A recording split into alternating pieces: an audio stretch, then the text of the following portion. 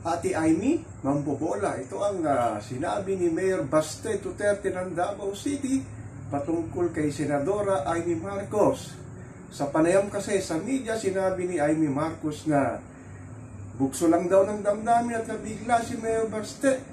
Kaya nasabi niya na mag-resign ng kanyang kapatid sa panunungkulang bilang presidente ng Pilipinas at natatakot lang daw si Mayor Baste ang kanilang pamilya. Baka nga daw huliin at arrestin na International Criminal Court si VP Sara at si Tatay Digong.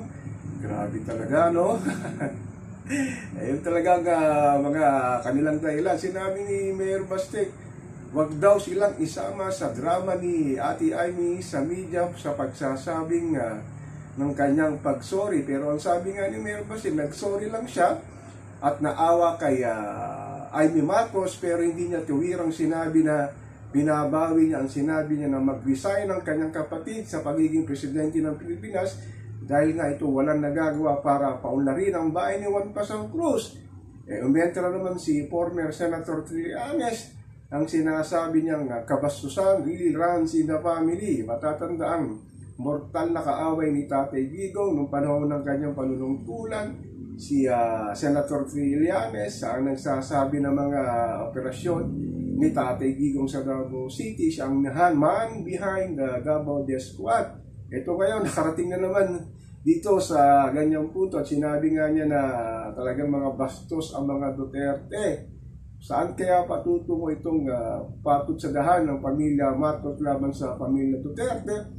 Sa patuloy na pagpapalitan nilang ng mahangang na salita sa media, sa social media.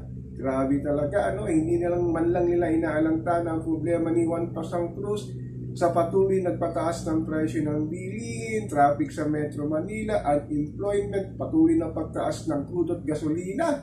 Wala na ba talaga silang gagawin kundi magbangayan? Sabi nga ng mga political analysts, parang nagpiprepare na sila sa pwestuhan sa mid-election ng 2025. Kaya pinakikita nila sa taong bayan kung sino kanilang malakas na partido, ang pamilya Duterte, ang pamilya Marcos. Grabe naman medyo, sa bagay, isang taon na lang at magkakaroon na ng midterm election at magpupuhagmahan ng kanilang mga senador at mga congressman sa kanilang mga partido. Ako po si Papa Ken, patuloy po ako magmamadyan kung saan talaga patutungo itong hiduan ng Duterte versus Marcos.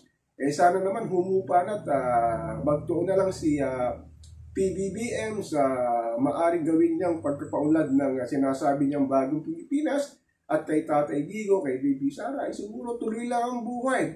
Meron namang election sa 2025 na siguro kung makakuha sila ng magandang slate sa Senado at mapanalo nila at maipakita nila sa taong bayan na karapat-dapat pa rin sila na umupo at ang kanilang mga kaaliado sa midterm election sa 2025.